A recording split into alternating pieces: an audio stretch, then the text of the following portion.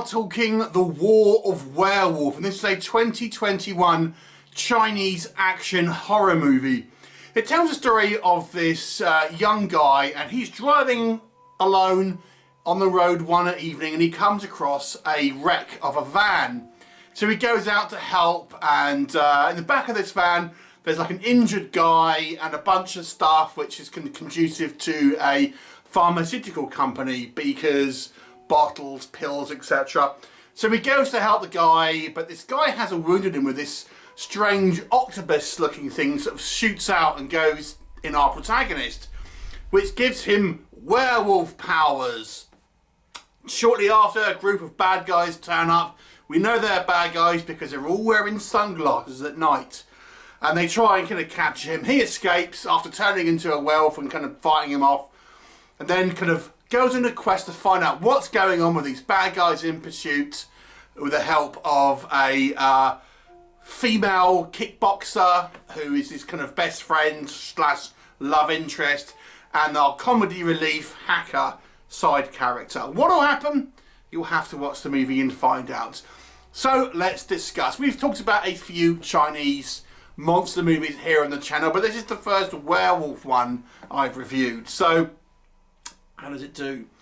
What I liked about it, so as with many of these Chinese movies, I actually think the production value looks fairly good in certain aspects, in particular things like set design. Quite often we have fairly elaborate sets. This one we've got like a futuristic laboratory. We have various kind of sort of external shots with lots of kind of extras, lots of kind of henchmen to kind of our heroes to defeat, things like that. But it all looks like there's a reasonable amount of money being spent on it. As to, I think, some of the kind of the technical elements to it. For example, the cinematography, pretty strong. The camera work, strong. We have some kind of inventive camera work, trick shots, drone shots, things like that. There's pretty decent stunt work. There's quite a lot of fights in this movie, martial art fights, things like that. And there's a good amount of stunt work involving wires and stuff. And, that's all fairly good. So it's a very polished feel.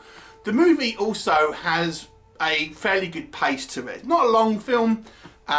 We get quite a lot happens. It very much feels like a superhero origin story, which we'll come on to again. So it kind of has that feel to it. So it's quite easy to digest. It kind of feels like it's made for a younger audience, which is odd considering it's a werewolf movie, but there you go. So yeah, it's flashy, it's kind of quite well paced. You've got kind of broad but likeable characters, slick action scenes, and just a general kind of polish on the actual finish of the film. But what doesn't work? So this is where we look at it a little bit more detail and think, okay, what can we say if we look a little deeper? Okay, so I've mentioned this movie looks like a superhero film. To be more precise, it kind of looks like a early 90s superhero film. In actual fact, it's probably closer to like a pilot episode that was never made into a series and was put out like by a movie, like the movie like things like Steel or that kind of thing, or maybe like the Spawn movie. It has that sort of feel to it in regards to story. So let me give you a bit more context about why I say that. So everything here is very coincidental, and everyone is involved despite being seemingly randomly just in the area. So we have our guy discovers this van, right? He's just a random guy that happens to be on that particular road. He's the first person to come across this wreck. And this kind of virus, yes, it's like a venom style, like octopus virus that shoots in his system. Then he just happens to be the perfect genetic match for this virus, and there's basically a man-made virus, and they've not found a match. So he's the perfect genetic match. Coincidentally, his father also used to work at this very same pharmaceutical company and died in mysterious circumstances. The guy that was injured in the back of the van, he just happens to be the brother of this guy's best friend, this female kickboxer. So there's various sort of things like this where everything just happens to be kind of connected, and it's very like obvious superhero origins. I think it's like a 90s style movie where people just weren't as demanding as they are, I would say, like since like the Dark Knight, the MCU and things like that. It was a simpler time. So it's very, very sort of simplified in regards to the narrative. But let's talk about the narrative and actually having a werewolf in it, because this is like a bizarre choice. Because the actual conceit that it's a werewolf has really nothing to do with werewolf mythology. Now, I know this is a Chinese movie, and sometimes their take on like supernatural creatures like vampires or ghosts can be different, but it's significantly different. This is like a man-made virus that just happens to get in his system, and they were doing experiments with wolves for reasons, and you know, this effectively gives him superhero powers. Even when he's not a werewolf, he is able to kind of have super strengths, senses, agility, and fighting acumen. So, you know, there's no mention of silver bullets, curses, bites from werewolves transmitting it, full moon, nothing. It's just the veneer of a werewolf, but it's actually more like a kind of like superhero, if that makes sense. But let's talk about the actual werewolf. So a lot of these Chinese movies have CGI, and it's not particularly good a lot of the time. This one doesn't have as much. We simply have the transition from human to werewolf, but the actual werewolf costume is a practical suit. And I'll be honest, I've seen worse looking werewolves, but it kind of looks like a guy in an ape suit.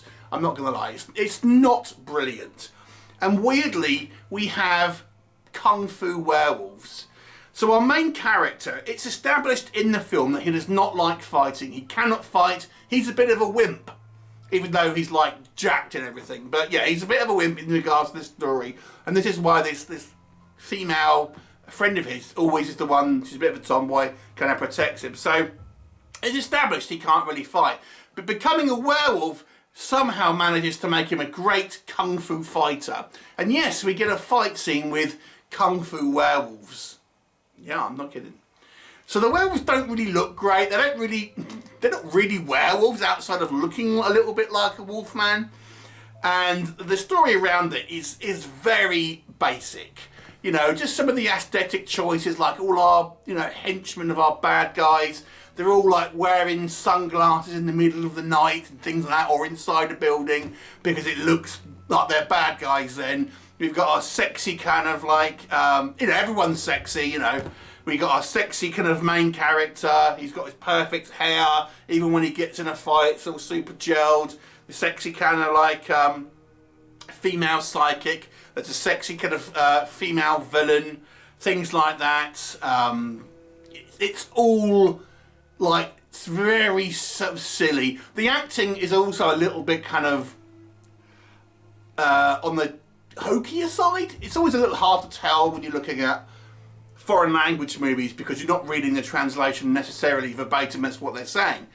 But yeah, just the physical acting here, it's all a little bit hokey and a little bit overplayed. We have our comedy psychic character who is this hacker guy who's like your goofy sidekick, who just again happens to be looking into this and runs into our heroes.